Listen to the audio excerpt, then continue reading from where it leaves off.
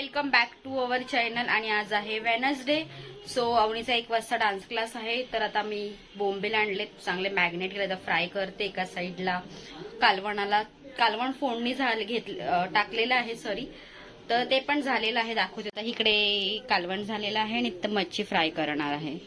तर मी मच्छी फ्राय करायला घेतली होती. भात वगैरे लावून झाला होता आणि मॅग्नेट पण करून ठेवलं होती. फक्त आता अवनीसाठीच तळणार होती मच्छी.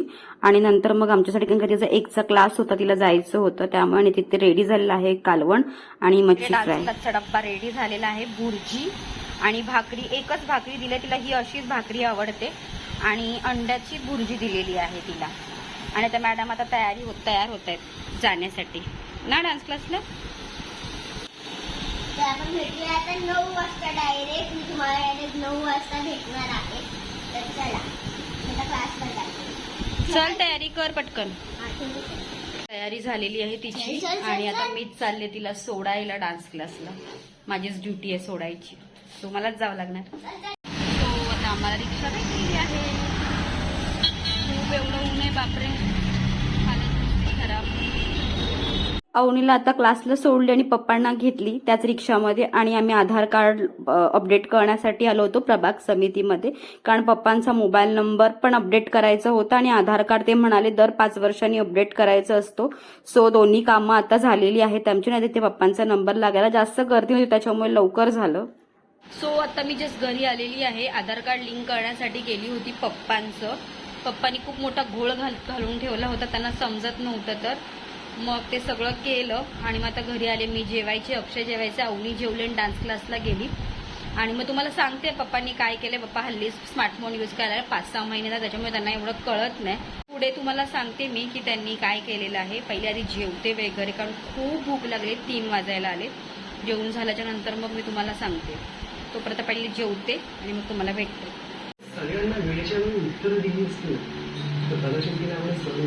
आता माझ्या एकटीसाठीच चहा ठेवली आहे, कारण अवनी पण नाहीये, मी एकटीच आहे घरी.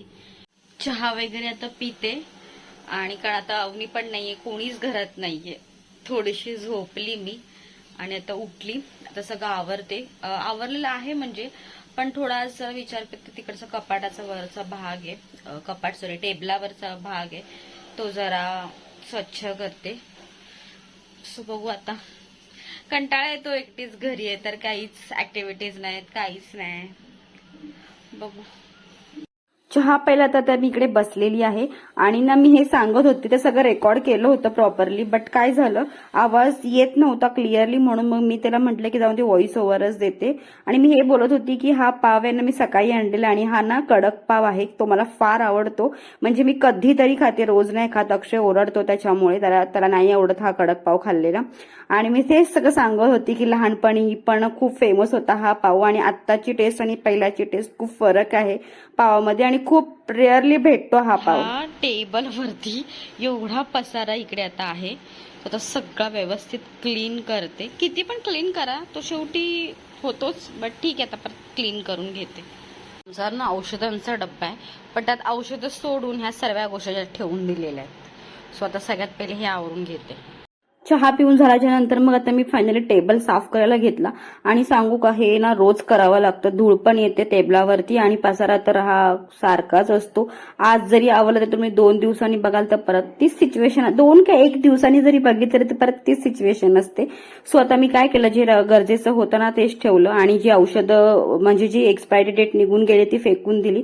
आणि जी अवेलेबल होती एक्सपायरी डेट तर तीच ठेवली. आणि बाकीचं सगळं तिकडनं आवरून घेतलं. मेकअप बॉक्स पण आतमध्ये ठेवून दिला. लागत असतो म्हणून मी तिथे ठेवला होता ऍक्च्युली, बट म्हटलं नको आता तिकडे उगाच सारखा पसारा, त्यापेक्षा मग ते ठेवलेलंच बरं आतमध्ये. आणि आता माझा टेबल बघा इकडे पण मस्तपैकी क्लीन झालेला आहे, छानपैकी. आणि होप सो आता हा असाच नेहमी क्लीन राहील.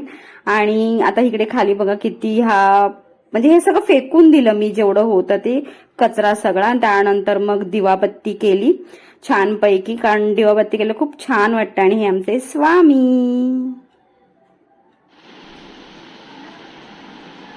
आता माझं सगळं आवरून झालेलं आहे. आणि पप्पांना काय झालं, पप्पांच्या मोबाईलचा सगळ्यात प्रॉब्लेम पहिले काय झाला मी ते आधी तुम्हाला सांगते. तर ना ते त्यांना मोबाईल जास्त यूज करता येत नव्हता. आता हल्ली हल्ली येतो थोडाफार, ते पण त्यांना सगळ्यांना विचारतात हे कसं ते कसं करायचं. कारण पहिले ना एकच मोबाईल होता घरामध्ये, मम्मी पप्पा दोघं यूज करायचे, साधा फोन होता.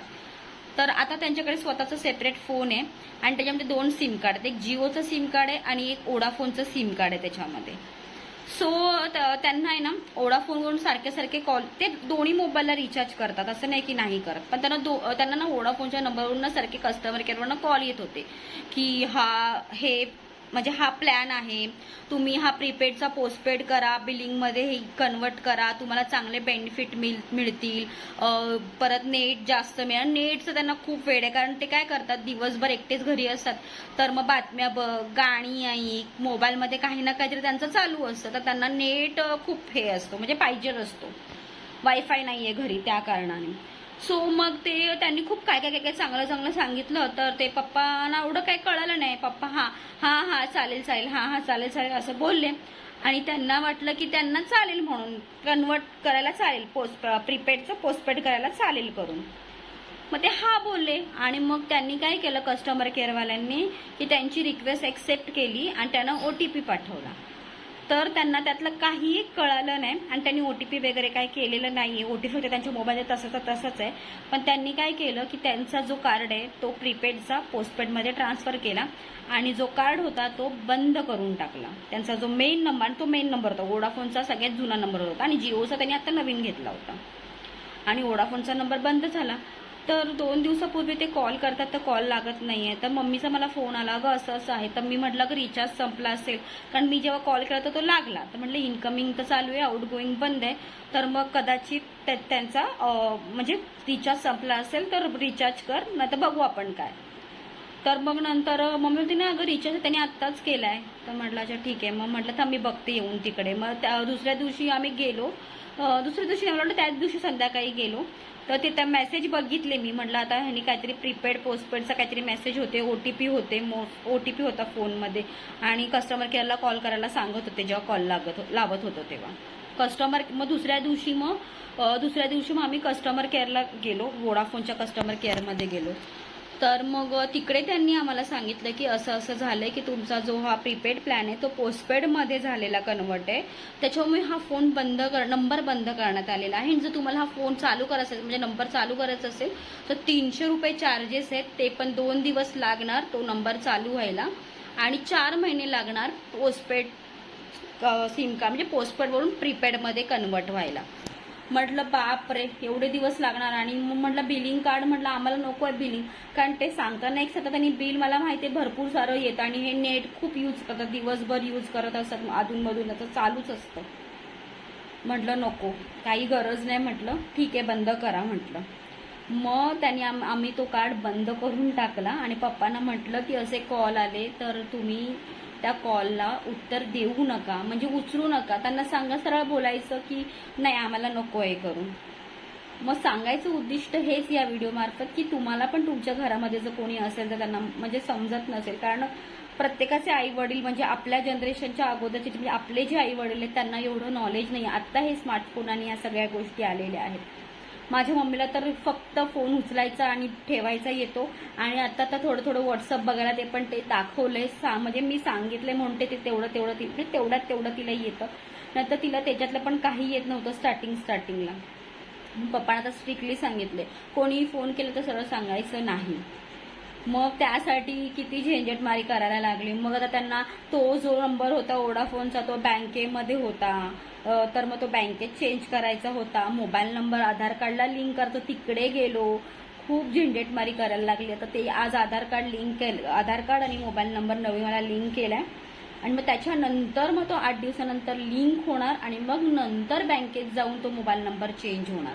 मग एवढं सगळं करायला लागतं. त्याच्यामुळे कोणीही असा कॉल वगैरे आला तर प्लीज ऐका, बोला आणि मग ठेवा. कधी कधी काय होतं आजकाल खूप न्यूज पण ऐकायला येतात की कंटिन्युअस बोलत राहिलं तर ते लोक फोन हॅक करतात अँड ऑल ह्या सगळ्या गोष्टी.